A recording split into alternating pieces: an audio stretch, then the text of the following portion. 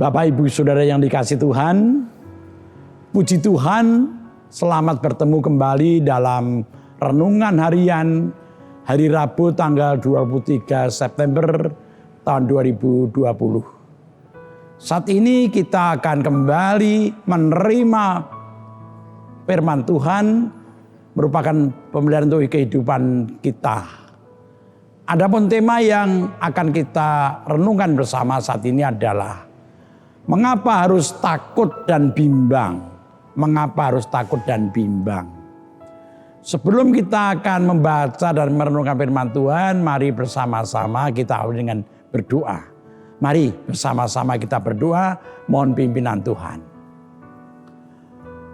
Tuhan, kami bersyukur karena Engkau memelihara kehidupan rohani kami. Pada saat ini kami Engkau perkenankan untuk mendengarkan dan merenungkan firman-Mu. Tuhan, kami mohon pimpinan-Mu agar kami mampu untuk mendengarkan firman-Mu, merenungkan, bahkan melakukan dalam kehidupan kami sehari-hari. Hamba-Mu yang akan menjelaskan isi firman-Mu, Tuhan urapi dengan kuat kuasa-Mu. Kelemahan hamba-Mu Tuhan lengkapi. Tuhan beri berkat agar mampu menjelaskan dengan baik. Kami serahkan semua dosa kami, ampuni Tuhan. Kami berdoa dalam nama Tuhan Yesus. Amin. Bapak Ibu Saudara yang dikasihi Tuhan, bacaan kita hari ini terambil dari kitab Yesaya. Kitab Yesaya pasal 41 ayat 8 sampai 13. Yang demikian isinya. Tetapi engkau hai Israel, hambaku, hai Yakub yang telah kupilih, keturunan Abraham yang kukasihi. Engkau yang telah kuambil dari ujung-ujung bumi, dan yang telah kupanggil dari penjuru-penjurunya. Aku berkata kepadamu, engkau hambaku. Aku telah memilih engkau dan tidak menolak engkau. Jangan takut, sebab aku menyertai engkau. Jangan bimbang, sebab aku ini Allahmu. Aku akan meneguhkan, bahkan akan menolong engkau. Aku akan memegang engkau dengan tangan kananku yang membawa kemenangan. Sesungguhnya semua orang yang bangkit amarahnya terhadap engkau akan mendapat malu dan kena noda. Orang-orang yang membantah engkau akan seperti tidak ada dan akan binasa. Engkau akan mencari orang-orang yang berkelahi dengan engkau, tetapi tidak akan menemui mereka. Orang-orang berperang melawan engkau akan seperti tidak ada dan hampa. Sebab aku ini Tuhan Allahmu, memegang tangan kananmu dan berkata kepadamu, janganlah takut, akulah yang menolong engkau. Sampai di sini pembacaan firman Tuhan yang kita baca saat ini. Bapak Ibu Saudara yang dikasihi oleh Tuhan, ketika seseorang mengalami tekanan dan penderitaan hidup yang berat, bisa menjadi kehilangan harapan. Itu saya kira wajar seperti itu. Hatinya bisa menjadi gelap dan menjadikan sulit melihat jalan keluar dari masalahnya. Maka tidak jarang lalu orang mencari jalan keluar sebisanya dari tekanan dan penderitaan hidupnya, meskipun jalan yang dia cari, yang dia temukan, yang dia pilih kadang tidak sesuai dengan kehendak Tuhan. Jadi tekanan hidup dan penderitaan yang berat bisa menjadikan seseorang putus asa atau mencari jalan keluar yang salah. Hal ini seperti yang dialami oleh umat Tuhan waktu itu, yang hidup dalam pembuangan di negeri Babel. Sebagai tawanan perang, sebagai orang-orang yang dibuang, mereka hidup tertekan dan menderita di Babel. Dalam kehidupan yang menderita seperti itu, umat bisa menjadi putus asa atau mencari sendiri jalan keluar dari keadaannya. Meskipun jalan tersebut tidak sesuai dengan kehendak Tuhan. Bapak Ibu Saudara yang dikasihi Tuhan, maka Tuhan lalu memberikan firman-Nya, firman penghiburan dan penguatan lewat Nabi Yesaya. Tujuannya adalah untuk menghibur dan meneguhkan, menguatkan umatnya di Babel. Dalam bacaan kita menemukan dua cara yang dipakai Tuhan untuk menghibur dan menguatkan umatnya. Ada dua cara Tuhan menguatkan dan menghibur umatnya. Mari kita lihat dalam bacaan kita.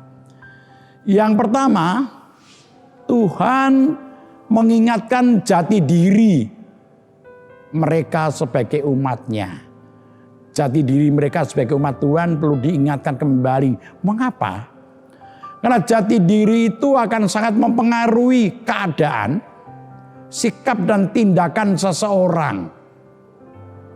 Kalau orang sadar akan jati dirinya sebagai orang beriman, maka ia akan berusaha berbuat dan hidup sesuai dengan hidup orang beriman. Tetapi kegelapan hati dan beratnya beban hidup bisa menjadikan seseorang lupa jati dirinya. Karena merasa hidupnya berat, orang beriman bisa mencari jalan keluar yang kadang menyimpang dari kehendak Tuhan. Dalam ayat 8 dan 9, Tuhan mengingatkan jati diri dari umat Tuhan Israel. Mari kita lihat jati diri yang disebutkan oleh Tuhan, yaitu hai Israel hambaku. Jadi Israel itu adalah umat milik Tuhan, umat hamba Tuhan. Ini yang pertama, jati diri Israel adalah sebagai hamba Tuhan. Yang kedua, hai Yakub yang kupilih. Mereka adalah keturunan Yakub, orang pilihan Tuhan. Mereka keturunan Yakub, umat pilihan Tuhan. Kemudian keturunan Abraham yang kukasihi. Yang ketiga, mereka juga keturunan Abraham kekasih Tuhan. Lalu yang terakhir, engkau yang telah kuambil, yang telah kupanggil, engkau telah kupilih. Jadi sesungguhnya sabda Tuhan tadi dalam ayat 8 dan 9 mengingatkan jati diri umat Tuhan sebagai umat pilihan, keturunan orang pilihan Tuhan dan menjadi hamba, menjadi milik Tuhan. Ini artinya sebagai milik Tuhan hidupnya harus sesuai dengan kehendak Tuhan dan selalu berlindung dalam kuasa Tuhan. Sebagai milik Tuhan harus percaya kepada Tuhan dan mau menyerahkan kehidupannya dalam tangan Tuhan. Bapak Ibu yang dikasihi Tuhan, jadi jati diri bisa memberi kekuatan dan dorongan orang untuk berbuat sesuatu. Maka untuk menguatkan dan menghibur umatnya, pertama-tama Tuhan mengingatkan jati diri mereka. Mereka adalah umat Tuhan, umat yang dipilih, umat yang mendapatkan panggilan khusus dari Tuhan. Demikian juga jati diri kita adalah sebagai murid Tuhan Yesus. Seharusnya juga selalu menampakkan hidup dalam pengharapan. Mengapa? Karena Tuhan sudah memberikan harapan yang luar biasa kepada kita semuanya. Terutama lewat pengorbanan hidup Yesus. yang memberikan harapan dalam kehidupan di dunia ini. Itulah jati diri kita sebagai milik Kristus. Kita harus mempunyai pengharapan dalam hidup ini. Apapun beratnya kehidupan kita harus mempunyai pengharapan. Di samping itu juga kata-kata dan perbuatan kita harus selalu bisa mencerminkan bahwa kita adalah murid Tuhan Yesus. Jadi jati diri kita adalah murid Yesus harus kita nampakkan dalam kehidupan sehari-hari yang selalu berpengharapan, tetapi juga melakukan perbuatan yang benar. Itu yang pertama. Jadi Tuhan menguatkan umatnya dari penderitaan, dari tekanan hidup adalah melalui mengingatkan jati diri mereka. Yang kedua, penguatan Tuhan pada umatnya tidak hanya dengan cara mengingatkan jati dirinya, tetapi juga lewat janji-janjinya. Allah berjanji kepada umatnya dan janjinya tidak pernah terlupakan oleh Tuhan. Tuhan itu setia. Dalam ayat 10, Tuhan menyatakan janjinya. Mari kita lihat janji Tuhan dalam ayat yang ke-10. Yang pertama, dikatakan demikian ayatnya. Jangan takut dan bimbang, sebab aku menyertai engkau. Kata takut bahasa aslinya itu mengandung arti memandang ke kanan ke kiri. Orang Jawa mengatakan tolah-toleh dengan gelisah karena hidupnya terancam bahaya dan sedang berusaha melarikan diri mencari jalan dari bahaya tersebut. Tuhan mengingatkan umatnya untuk tidak lari dari Tuhan. Karena Tuhan akan menyertai mereka. Jangan takut dan bimbang, sebab aku menyertai engkau. Janji ini bukan hanya untuk umat Tuhan waktu itu, tapi juga untuk kita semuanya. Kita tidak usah bimbang dan takut menjalani kehidupan ini. Karena Tuhan selalu menyertai kita. Juga dengan Roh Kudus yang hadir dalam kehidupan kita, Dia menyertai kita. Ini yang pertama.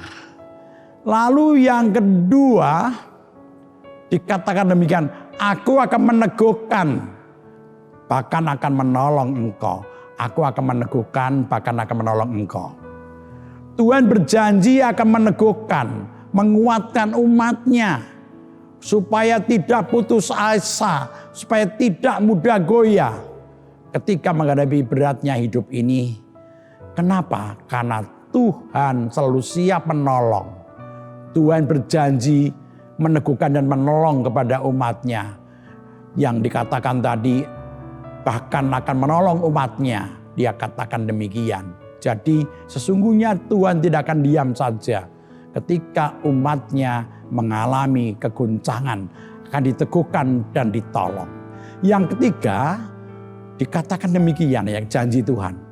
Aku akan memegang engkau dengan tangan kananku yang membawa kemenangan. Tuhan berjanji akan memegang, membimbing umatnya. Memegang itu membimbing umatnya. Menuntun umatnya dengan tangan kanannya.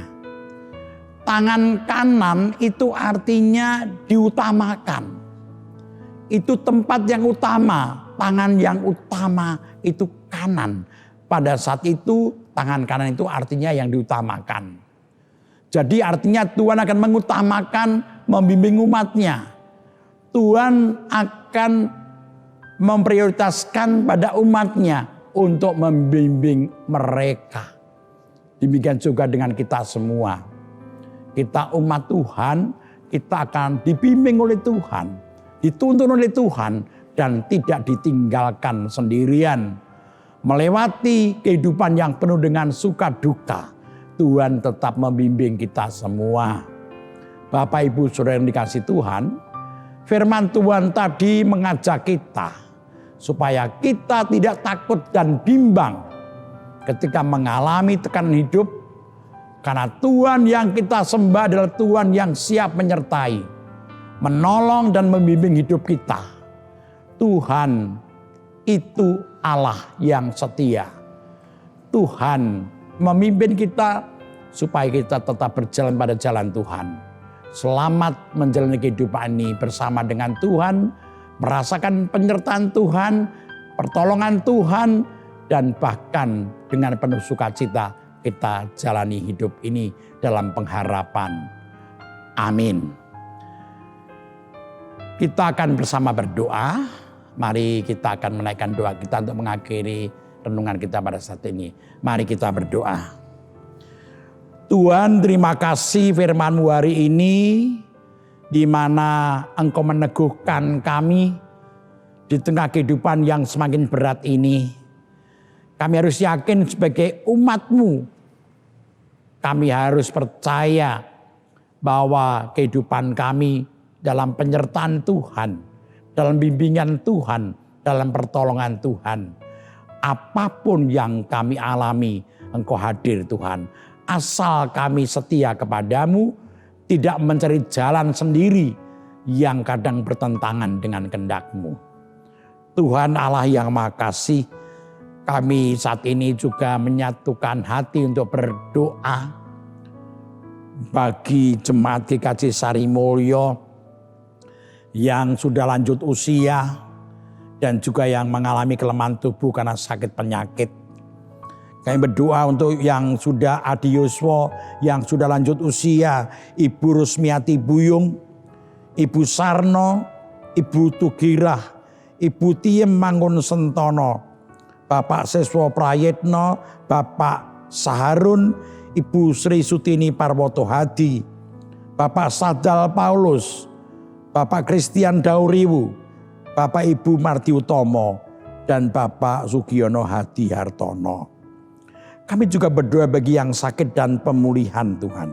Ibu Sri Mulyani, Bapak Ibu Priyono, Bapak Joni Suminario, Bapak Jonathan Purwoko, Bapak Sudarsono, Bapak Wilson Siagian, Bapak Ngatimin, Ibu Tati Ratmiati, Ibu Arumsari, Bapak Budiandono, Ibu Estampe Nawas, Ibu Murning Tias Goping, Bapak Warsito Utomo, Ibu Siwiati Sriwiati, Bapak Rastiman, Bapak Stiantono, Bapak Bambang Sularso, Bapak Simon Sugito, dan yang lain yang kami tidak tahu sedang sakit.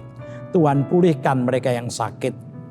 Kami juga berdoa untuk bangsa negara kami Tuhan, yang saat ini masih terus berjuang untuk mengatasi pandemi COVID-19 ini Tuhan. Kau hadir menolong bangsa kami, supaya bangsa kami bisa bersatu bersama-sama, seia sekata untuk melawan COVID ini Tuhan. Juga masalah ekonomi bangsa kami, Kau tetap terus mendampingi bangsa kami untuk pulih mengatasi kesulitan ekonomi yang dihadapi saat ini. Kami berdoa untuk Bapak Presiden Joko Widodo dan Wakil Presiden Maruf Amin, Kau berkati bersama para menteri semuanya. Kami serahkan dalam tangan Tuhan. Kami juga berdoa untuk gerejamu GKJ Sarimulyo dengan segala pelayanan yang dilakukannya. Kami berdoa Tuhan berkati semuanya yang dilakukan. Kau pimpin, Kau berkati agar terus mampu melayani meskipun suasananya seperti ini. Ibadah yang sudah mulai tatap muka Tuhan berkati. Jauhkan dari sakit penyakit seluruh warga gerejamu Tuhan. Kami menyerahkan semua doa kami ini dalam nama Tuhan Yesus. Amin. Bapak Ibu Saudara sekalian, itulah renungan kita hari ini. Dan biarlah kita berjumpa kembali pada waktu yang akan datang. Tuhan berkati kita semuanya. Shalom.